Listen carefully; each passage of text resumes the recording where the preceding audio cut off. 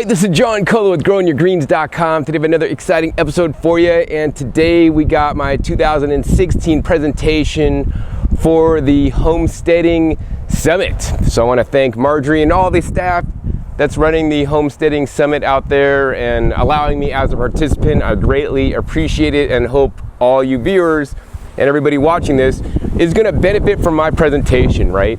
You guys seen a lot of different presentations in this Homesteading Summit, and I love these summits because it gets, everybody's different opinion on basically the topic that they're an expert on. And let me tell you, I am the expert in my opinion when it comes to fitting the most amount of food in the smallest amount of space so that you guys can produce as much food as you can, even if you live on a small urban tract home lot, which I happen to live on. I live in a big city, about 1 million people in the greater area here, and even in a small residential tract home, I grow a large portion of my food. So in this presentation, what I'll be sharing with you guys is my top 5 tips so you guys could grow the most amount of food or more vegetables in small spaces. So anyways, this is what you're looking at is actually half of my backyard garden here. The other half's maybe not as camera ready because I got a shade cloth over it. But as you guys can see, if you just look down, you guys barely could see actually any dirt or ground out there. You just basically see all green, and that's because I have tons of plants growing down there. Since the first video that I made back in, I don't know, about 9 years ago, 2009, I started converting my front yard into a raised bed edible vegetable garden. And here, this is my backyard that I've also converted. And over the years, I've, planted and replanted things. I've visited hundreds of different farms and people's yards, sharing with you guys how they're doing it. So every time I visit a place or even have a new season behind my belt, under my belt, I learn new stuff. And this is all the information I share with you guys, and I'm really happy and proud that my videos have reached, I don't know, 330,000 people. That's how many subscribers I have, and my videos have been viewed over 47 million times, and I have a collection of over 1,200 free episodes where you guys could glean knowledge of how to grow in small spaces, how to grow the best quality fruits, how to grow the best vegetables, and even just how to build your soil. So even if you're not growing in a small space, my videos can apply to you because I visit many different farms and all different kinds of places in my travels that I cover in my episodes. Anyways, let's get off my roof and let's head down and get into the top 5 tips so you guys can grow more food in a small space. So the first way to start growing more food in your space is to create what I call growable areas. Think, John, what is a growable area? Well, a growable area to me is just simply a place where you could actually plant the foods or plant the crops you want to grow, right? If you just have a backyard, when I got this property, it was a lawn, maybe some weeds coming up. Like, to me, a lawn and weeds, that's not really a growable area. I did some conversion to create it into a growable area. Actually, I have videos converting this very backyard into a growable area. I think I first weed whacked the whole yard, then I put down raised beds and filled it with some good, soil blend mixture, and then I just started planting in it, right? And whether you make, raised beds, containers, or just basically, do sheet mulching, so like you would take your property over the grass, lay like a couple layers of cardboard down and just put compost up on top and then grow in that even without making a raised bed. You need to create growable area, and I strive to maximize the amount of my growable area. Of course, within a growable area, like the backyard here that you're seeing 1, 2, 3, 4 different raised beds down the road, and this is my pathway so I can get a wheelbarrow, you're gonna want to have some walkways, right? And I've minimized the walkway size on some of my raised beds. In between some of these beds, it's just, like maybe a foot or so, maybe 16 inches. And that's just the bare minimum I need to walk through so I could have the maximum amount of growing area. Some of these pathways, like the main pathways like here, and then I have a main pathway there, connects to the other side of the yard, are maybe like 33 to 36 inches wide. That allows me to easily push a wheelbarrow through so I could, take compost to where I need it, Plus it kind of just, you know, gives me some space to move sometimes if I'm, you know, bringing materials in or out. So yeah, so other than just the pathways, my whole backyard is growable space. What I'd like to do next for you guys is actually share with you guys the two main ways I create growable space: raised beds and containers. And I'm doing that in a few different ways. So let's go ahead and show you guys a few ways. So what you're looking at here is one of my growable areas, or simply a raised bed that basically Mel Bartholomew came up with. So thanks, Mel, if you're watching this. And I do recommend his book, Square Foot Gardening Method. But here's a raised bed here, and you could use things like wood or concrete blocks or bricks. I chose to use some concrete blocks here that were local and inexpensive. I also did not mortar them in, and so I could just basically stack them up and fill it with a good soil mixture and start growing in it. So this creates a growable area, whereas if this was just grass and I just rototilled the grass and started planting in the grass, you know, that may be a growable area for you, but I wouldn't necessarily do it that way, because you're not going to have the highest probability of success just tilling up the ground and, you know, spreading the seeds. When you're rototilling, you're going to get a lot of weeds. So I want to, you know, get rid of that, you know, page in history and create a new one. So that's why I like the raised beds, whether they're concrete blocks or another material. Actually, let's go over to the other side of my yard to show you guys another material that I chose to use for my raised beds. So here's yet another material I'm using for my raised beds, and these are basically simply just some plastic raised beds. These were on clearance at Walmart for 10 bucks. They're, I don't know, maybe like 8 inches high and a 4-foot diameter, so they're circular. Now I prefer actually square raised beds. You can kind of fit more in, and this kind of gives me an extra, some extra space here that I'm not growing in. But at the time I got these for 10 bucks, that was definitely a good investment, and they're holding up nicely. They've held up for several years now, so I've definitely gotten my money's worth. And one day, I'm probably gonna convert this side of the yard to the concrete squared off raised beds that I really fit a lot more plants into. No matter what kind of raised bed you choose, right? You could get a pre-built one, you could build your own out of wood, plastic, concrete, lots of different materials. You've seen people use like wonder board, tile, metal, yeah, I mean, whatever you choose, I would encourage you guys to make your raised beds minimum 8 inches, and 12 inches is a good max, unless you have, you know, architectural or structural, you know, features that you want to like kind of look nice. So my front yard raised beds in the front of the house, they're as tall as 33 inches, and as you get closer to the house, they're, you know, as short as 12 inches. So I really like 12 inches is what I find to be optimal. The more soil that's in the bed, the healthier, and the more room your plants have to spread out. All right, so yeah, let me go ahead and show you guys the last way you could create some more growing space in your space without having a raised bed. And this is important for you guys that live in apartments, condos, or other places with much smaller amounts of space. So a way to create growing space is to use containers. So actually I have a big giant pot here. I think it's like 30 inches in diameter. So I always encourage you guys to have the largest size pot you guys could afford. This is maybe 30 inches in diameter and maybe like 2 feet high. And actually it's self-watering. So there's a water reservoir in here. So that's really nice. Makes taking care of my plants a bit easier, especially in the summer. But yeah, in a container, you can fill it with some good soil blend mixture, similar to a raised bed. Maybe I do it a little bit differerly, and grow lots of food in there. So in this bed, I got things like the spilanthes, I got some volunteer dandelion coming up, I got some marigolds, got this cool shiso, there's some basil in this bed, and a few tomatoes. And so yeah, even in a container, you could grow lots of food. And I would encourage you guys, if you guys especially live in the desert Southwest like I do, you want to definitely get the largest container you guys can, and it's also very important to put it on an automatic irrigation system.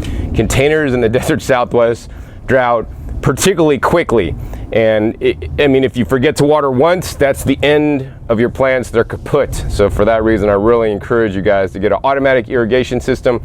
And even if you don't live in the desert Southwest, I always encourage an automatic irrigation system, so that you don't have to water, so that you could literally go on vacation, come back, and then you have tons of food growing automatically for you. Let me go ahead and show you guys another smaller container that I'm using in my garden to grow a very specific crop and why. So in between some of my circular raised beds, they always leave a nice little space in the kitty corner or caddy corner between them. So I've chosen to put some little pots inside here, or containers, to grow more food in. Some of these I have tomatoes, some of them I have dandelions, and this one actually I have mint. Mint is an herb that I love, and I believe everybody should grow some herbs. They're quite easy to grow. We'll talk about this in a little bit, but the mint really grows easily. It doesn't like take over the whole raised bed like if you plant it in with other herbs. It has its own little pot to grow, and it flourishes. Oh wow, and when you're standing by it, it smells nice. I think this is maybe a chocolate mint or salad mint, but yeah, it smells really nice. So even amongst your raised beds, you could have containers next to them. And yes, this is on an automatic irrigation system. But yeah, those are the top two ways I have to create growing space in your garden. Next, let's move on to second way, how to grow more food in a small space. So the next way that I have for you guys to grow more food in a smaller space is to space your plants appropriately. If you pick up a standard seed packet like this, so organic, of Sweetie tomatoes, on the back it says things like days of germination 7 to 10 days to harvest 70 to 75, planting depth 1/4 inch, spacing row/plant 3 feet by 2 feet.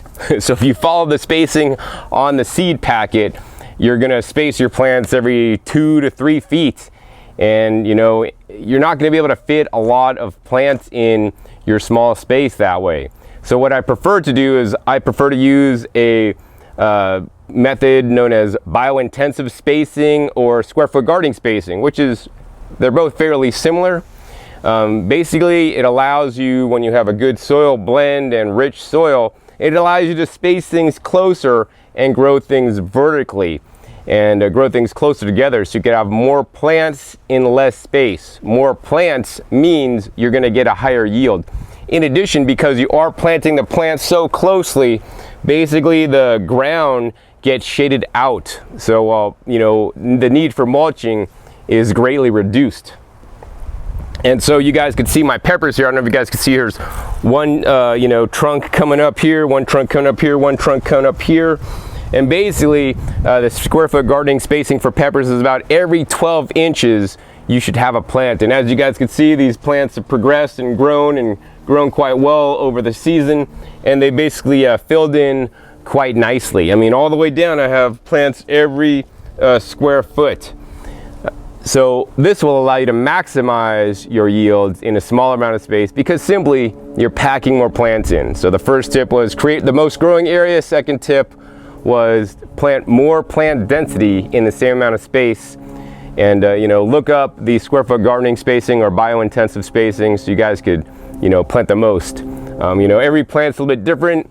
Certain kinds of tomatoes, like patio tomatoes, I'll space like every 1 foot. Some other kinds of larger tomatoes I could plant every 2 feet. And then something like lettuce is like really close, every 6 inches. Garlic and onions maybe like every 4 inches. Peas I plant every 4 inches up a trellis. But yeah, I mean, every plant is a little bit different, and some plants take more space than others. So for example, zucchini is going to take a 3 foot radius circle. So if you have a 4 foot by 4 foot bed, that's going to take up the majority of your real estate in there. Now the zucchini is going to produce a lot of food, but you're also giving up a lot of space. So for that reason, I like to grow zucchinis in a container off by themselves, so they could just take up the whole space and not overflow into my raised beds, but overflow onto a pathway where I could just move them aside and walk right through. All right, so let's get on to the third way to grow more food in a small space. So the third way to maximize your food production in a small space is simply grow vertically. This is very important to me because the horizontal space that I own is limited. It's confined by the walls, and we have a small tract home, but your airspace going up into the air is virtually unlimited. And I think Jack and the Giant Beanstalk, he maximized his space efficiency for sure. And I don't know if you guys are gonna grow beanstalks that enter into the clouds, but I've seen plenty of large fruit trees that go 20, 30, 40, 50 feet up, right? And that space you guys don't have to pay for. Unfortunately, none of my plants get 50 feet tall. Some of them maybe push 10 feet tall. Some of my tomatoes are pushing over 10 feet tall. My peppers this year over 7 feet tall at this point. But this is basically free space that you guys get to use that you don't have to pay for. So instead of growing a lot of low covering crops, you know, grow some tall ones. And under the tall crops, grow some low covering crops so you could actually stack different plants in different layers. So I really like this a lot. What we're showing you guys right now is an example of, well, my peppers that maybe in the foreground shot that are growing up vertically, right? And I have them all staked up. This is very important. You're gonna have a lot of stakes and trellises in a small residential space. And then what we're looking at here is my Malabar spinach vine. So I love the Malabar spinach vines. They are a summer crop for me. They don't like the frost. If you live in a tropical climate, they can grow year round. But basically these guys grow up and they basically trellis themselves. As you guys can see, they're winding up the top of my trellis. And they do this automatically. I mean, that's how they're supposed to grow. And on the other side that you're not seeing, you guys can see that. I can pull a leaf over. But this is my jicama vine. My jicama vine, I mean, that thing just vines out and loves growing high. I mean, it would sprawl over the ground, and this would also sprawl over the ground if you didn't have a trellis to put it up on, but you would not create as much food because the area covering the surface is not going to be as much as the area when you take it vertically. Likewise, some of the other plants in this bed, this is called the Bolivian popolo. It grows nice and erect and tall as well and grows lots of food instead of just vining out on the ground like my peanuts on the other side. But yeah, growing vertically, critically important. So I always encourage you guys, especially around your fence lines, you know, where you have a fence all around your property, where you have walls, grow things vertically up those walls to cover the unsightly wall and also to grow you more food in that space. I think that's definitely a valuable use of space, and yet another way you guys could grow a lot of food in a small space. So the next tip I have for you guys is to grow the most productive crops. That's super critical, because if you grow a crop that doesn't grow a lot of food, you're not going to have a lot of food. So what do I mean by growing the most productive crops? Well, basically I could kind of break this down off the top of my head into 4 categories. First category is you're going to want to grow crops that have a fast turn. You know, I interviewed Curtis Stone, who's a farmer and I don't know, makes over $100,000 on an acre or something. So check my other videos for that. But the way he does that is by growing a lot of fast turn crops that are done very quickly that create a high dollar volume for his income. But as gardeners, we could use this same technique to maximize the food that we're growing. So for example, you know, one of the fast turn crops I like is radishes. They could be done in as little as 3 weeks, right? And you could have greens even quicker. Another great fast turn crop for you guys that you guys don't even need a yard to grow outside is sprouts and microgreens. I grow buckwheat sprouts in as short as 1 day in the hot summer. I just sprout the seeds and they got little tails and I eat them. And I grew it, right? But you could also grow microgreens that can take up to 10 days, you know, or 2 weeks, and grow things like wheatgrass and sunflower sprouts and buckwheat sprouts. These things are fast turn crops, and those are actually very highly nutritious crops as well that I want you guys to eat.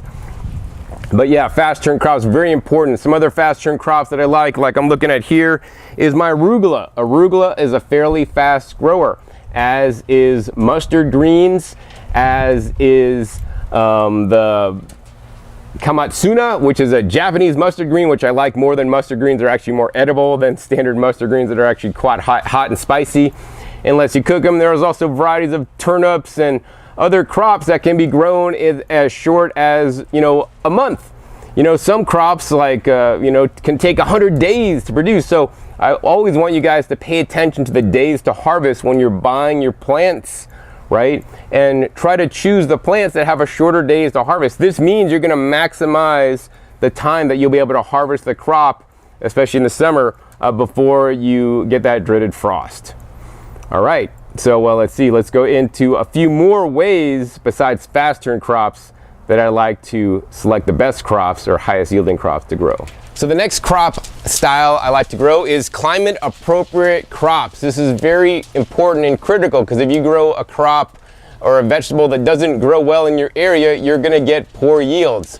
But on the flip side, if you grow a crop that is designed for your specific weather patterns, you know, your specific situation, you're gonna get higher yields. So I always encourage you guys to support local seed sellers and buy seeds from your area, and also save your own seeds, because those crops, as you grow them in the same area for year after year after year, they're gonna be more acclimatized to your specific situation. Here in the Southwest desert, what I'm growing here is one whole large bed of sweet potatoes, which actually tuber is another excellent crop to grow. You know, tubers will produce the highest amount of calories in the least amount of space, and oftentimes you can use them actually as an understory. These are an understory to some tomatoes and Malabar spinach vines that I have growing up above it. So yeah, very important. Plant climate appropriate crops and find out what those are in your area. For my area, I have plenty of videos sharing the crops that do the best in the Southwest desert area. So the next crop I want you guys to grow that's gonna yield the most food for you guys are perennial crops. Perennial vegetables are some of my favorite vegetables in the whole wide world, whether that's my tree collards that we'll look at next, or these guys, which are my Egyptian perennial walking onions. This bed grows year round for me. You know, sleet, snow, hail, 100+ degree weather, no problem. My perennial onions keep putting off these delicious onion greens that are more nutritious than actually the onion bulbs themselves. And also I could dig up the bulbs under the ground, and then they create little bulbettes on the top that actually I just harvested a little while ago and sent off to a lot of you guys, so you guys could grow the same walking onions I'm growing. But yeah, perennial crops, literally you plant them once, you dedicate an area and space for them, and they come back every year, or some of the perennials that I like the most just grow year round. You know, some other perennial crops could be herbs, you know, certain herbs, my sage and rosemary, they grow year round without me having to do anything. You know, my mint, that also grows year round. So yeah, focus on perennial crops that'll do well in your area or come back every year. So my favorite perennial crop over all others right at this point in time for my climate zone are these guys right here. These are my perennial green tree collards, and these are like collard greens, but instead of, you know, you plant, they grow, they go to set seed and flower, and they're done. These guys just continue to grow. I mean, these guys are toppling me. They're pushing 8 feet tall now. I've had some over 15 feet tall in the past, and with a nice large trunk. But these guys, basically, you have greens to eat every day in a mild climate. I think it's maybe zone 6 or above. Other zones, you may need to protect it to grow it in the winter time. But yeah, here in my zone 9, this guy grows year round without any issues. There's a green variety and also a purple variety of the tree collards. So yeah, one of my favorites, and you guys definitely got to grow those. These are normally only propagated by cutting, so don't try to look for seeds. That being said, and if they do go to seed, they rarely seed, maybe only under stressful conditions. Mine have gone to seed in the last couple years, so I have saved the seeds and make those available at the website, so you guys could get these. That being said, they are not true to seed, so the seeds that I'm producing are probably cross-pollinated with tree collard, you know, genetics, and also maybe some of my other brassica genetics that I'm growing in the winter time to create some new and unique crosses.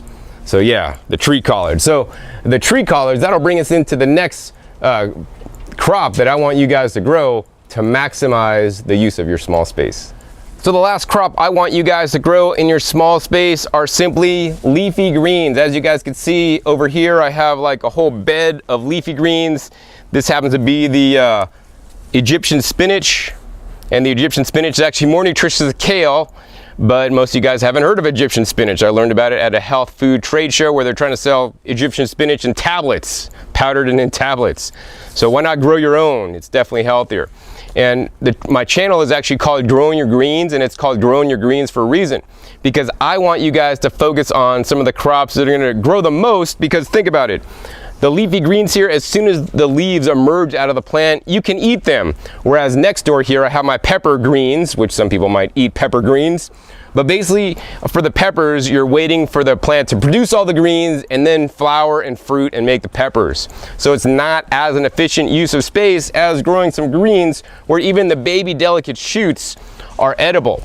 In addition, greens can be very expensive to buy, and unfortunately greens are one of the things that really don't ship too well, especially these Egyptian spinach greens. So this is going to also save you guys a lot more money. And I want you guys to grow year-round greens and consume your greens year-round, even if that includes growing microgreens and sprouts indoors in the winter. Greens are the most important foods with the most nutrients and the least amount of calories. You know, I want to encourage you guys to eat a plant-dominated diet. You know, if you're going to eat meat and other things, that's great. But the majority of your diet, if you want to be healthy and truly healthy and disease-proof yourself, you want to eat your vegetables, especially the leafy greens that have been shown to have a lot of different phytochemicals, phytonutrients, vitamins, and minerals that can help prevent disease. So the fifth and final way to grow more food in a smaller amount of space is actually don't grow food at all. As much as you saw that I'm growing a lot of food, I'm not really focused on growing food. What I'm focused on is actually growing and building my soil, because if you think about it, all the food that you're going to be growing comes from the soil. So if you have crappy soil, crappy dirt, right, you're not going to have healthy plants. They're going to produce to their genetic potential. My goal with everything I plant is to provide it an optimal growing environment, including optimal soil, water, sunlight, so that it could grow to its full potential, right? And that's why, like, Kareem Abdul-Jabbar, he's 7 feet. He grew probably to his, or close to his height potential anyways. But I want my plants to grow to their genetic potential so they grow taller, grow bigger, grow larger leaves, grow larger fruit, but more importantly for me, grow healthier fruit. And where I'm standing right now is actually in my compost alley. I have over 12 different composters. This is my favorite. It's the Joraform composter, Joraform 400. And inside here, I'm creating my soil fertility. Wow, this is actually quite hot. By composting my food waste and also garden clippings from my garden. And in addition to the compost, besides those two ingredients, I also add things like the biochar and the rock dust, which are critical components to have a higher quality compost. Now, this is just my bacterial sourced compost that I make myself. In addition to this compost, I use another kind of compost that you guys probably haven't heard of before. It's actually called a fungal dominated compost. This, above all else, above the bacterial compost, is even more important because it's missing from most of your guys' gardens. The fungal dominated compost has lots of fungal activity, whereas the bacterial compost has lots of bacterial activity. And I'm not saying we want to plant our vegetable gardens in fungal dominated soil only, but we want to bring that level of fungal activity up, because most fungal activity in most gardens that I've visited, based on seeing how the crops grow, it's really quite low. I did a video called Supersize Your Vegetables with Wood Chips and Rock Dust, where they grew dinosaur kale leaves wider than my head. This boggled my mind, and I still strive to grow kale leaves that large. I've grown charred leaves that large, but I've grown colored leaves that large, but not the dinosaur kale leaves. And this is because they had a fungal rich and dominated environment, because they are growing in 100% slow composted wood chips using the mushroom. So yeah, check that episode for more information about the fungal dominated compost, so you guys can grow larger vegetables, which means more yield for you. Now, besides just adding the compost, which is mainly adding organic matter with also the micro life, the microbial life in the compost, there's a few other things that I really want to educate you guys on that's very important to add to your garden beds that are not usually talked about even in organic gardening. So let's actually go ahead and head over to the table, and I'll share with you guys these last two things I like to add. So besides just the compost, which is what many organic gardeners believe you need, like the compost, it's got everything in there you need. Well, my opinions on this is simply this. If you're composting fruit scraps and food scraps and things from your garden that's not nutrient rich, your compost is not going to have the nutrients in there, right? I've seen really poor compost being generated at some gardeners and farmers places that I visited, right? Maybe it went aerobic, maybe it didn't have enough nutrition in there, right? So the quality is not as good. So for that reason, I like to boost up my compost and add some additional ingredients. I add a lot of different things to my garden, and you know, each of them have their own place and I like to add them, but I just want to share with you guys the two most important things that I believe you guys should add to your garden. The first one is a really rich worm castings. The reason why I like the worm castings is not because of the NPK numbers that it has inside there, but because it is one of the most biologically active nutrients you could add to your garden, meaning it has lots of bacteria, microbes, and fungi, and different chitinase degraders and cellulase degraders that are going to work for you in your garden. They're really the backbone of your garden. It's these microbes, or the food soil web that's you may have often heard about. And so the worm castings, whether you have worms in your raised beds like I do and they make their castings in place so you don't have to transport them, or whether you bring them in like I have brought in these guys, the Worm Gold Plus, as well as other worm castings in my garden. And once again, the reason for this is the microbes. In addition, I also have used products such as mycorrhizal inoculants as well as bacterial inoculants to my garden, because this is a very important part that is often left out. And if your microbes are too low, then your production is also going to be low. If your microbes are at a high level, then you're going to have a greater level of success, because the microbes are basically breaking down that organic matter and the minerals and making those available for the plant. This is one of the reasons why the plants actually send down root exudates, or basically sugars, down to the roots for the microbes to feed on, so that there's more microbes on the roots that could actually break down and take up more nutrients and help the plant take up the nutrients.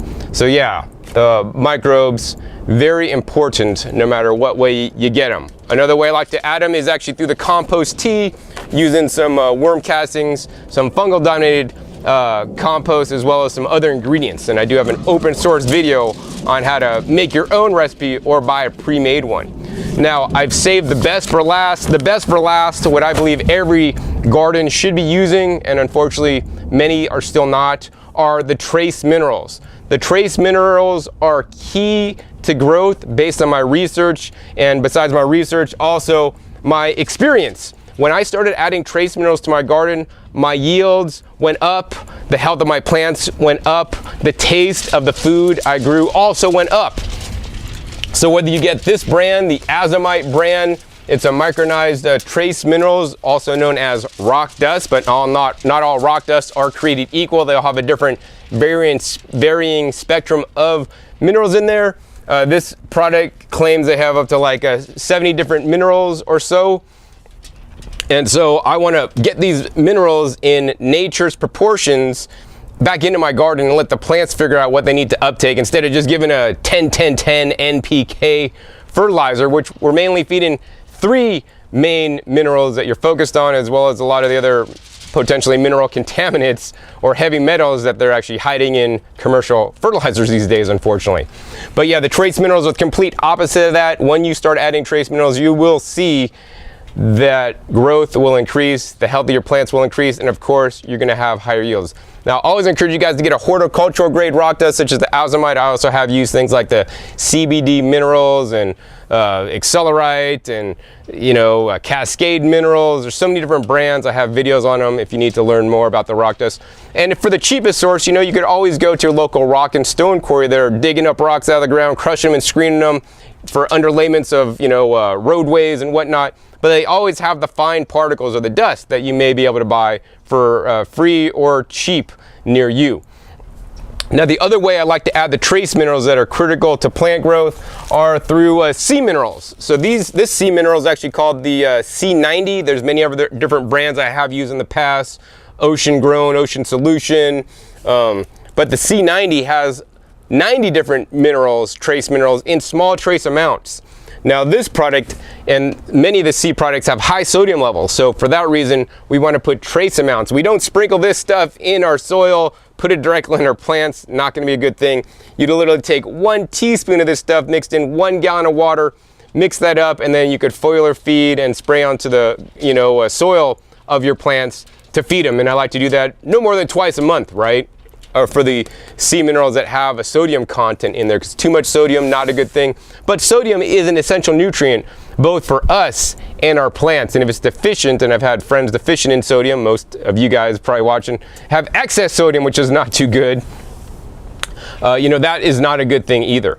So yeah, I want to encourage you guys to add the trace minerals to your garden. One of the most important things you could add, and if you don't believe in trace minerals, just buy a bag and try it out. Do an experiment in part of your garden with it and a half without. Grow the same exact plants, and after the season's over, might take a couple seasons for the minerals to get worked in and broken down through the microbial action, very important. You will see a difference. Yeah, so I think that's pretty much it. That sums up my top 5 ways to increase the amount of food you guys could grow in a small space. Be sure to share this video and this presentation with others that may like it and that it can be helpful for. And in the end, I want to close by basically telling you that I want you guys to focus your diets around growing fruits and vegetables. Growing fruits and vegetables, in my opinion and my experience, they're much easier than taking care of animals, right? If you have chickens, goats, turkeys, pigs, sheep, whatever, they're like having second children. They need your attention constantly, like much more than my plants. You know what? They don't baa back to me or cluck at me or crow at me or do whatever, anything, right? They're just waiting for my automatic irrigation system to kick on every day. I can go out of town and they're done. I don't got to feed them every day, right? I'm feeding them, I'm growing them in good compost, good soil. And besides just that they're so much easier to take care of than animals, is they're much more nutritious for us, right? The big problem with today in America is all the processed food that people are eating. And even besides the processed food, it's the high amounts of animal consumption that's being eaten on a daily basis. I really want to encourage you guys to eat more vegetables, eat more fruits and vegetables. If we look back to traditional peoples, they didn't just have diets of 3 meals of meat a day like most Americans are eating, right? Meat was a treat. Hey, I like that. Meat is a treat. It should be a treat for you guys. Have small amounts of meat every day if you need to eat the meat, or just go meatless. Meatless Mondays and do a meatless Monday every day, right? Eat more vegetables because you will be healthier, right? Vegetables are one of the things that are shown to be predominantly eaten in the blue zones around the world where people live the longest and are the healthiest, right? They do eat some meat, right? But small amounts, small percentage, maybe 10% of total calories from meat, and most Americans are eating 30 or 40% or more. So I just really want you guys to eat the vegetables. This is what I learned how to turn my health around, because I almost lost my life when I was in my 20s, and I learned that the best way to live was to eat a diet rich in fruits and vegetables. So that's what I grow, that's what I teach, and that's what I've simply learned over all these years, and I want to share and pass on the knowledge I've learned with you guys, and that's what I simply do on my YouTube channel. So if you're not already a subscriber, please check me out at growingyourgreens.com, which will forward you to my YouTube channel, and be sure to click that subscribe button so you don't miss out any of my exciting upcoming episodes. I want to thank you guys for staying to the end of this presentation for the Homesteading Summit. I want to thank Marjorie and all the staff there at Homesteading Summit for putting this on. I think it's a great event to create more awareness and to get more people to grow food, because that's why I do the work I do. So once again, my name is John Kohler with growingyourgreens.com. We'll see you next time, and until then, remember, keep on growing.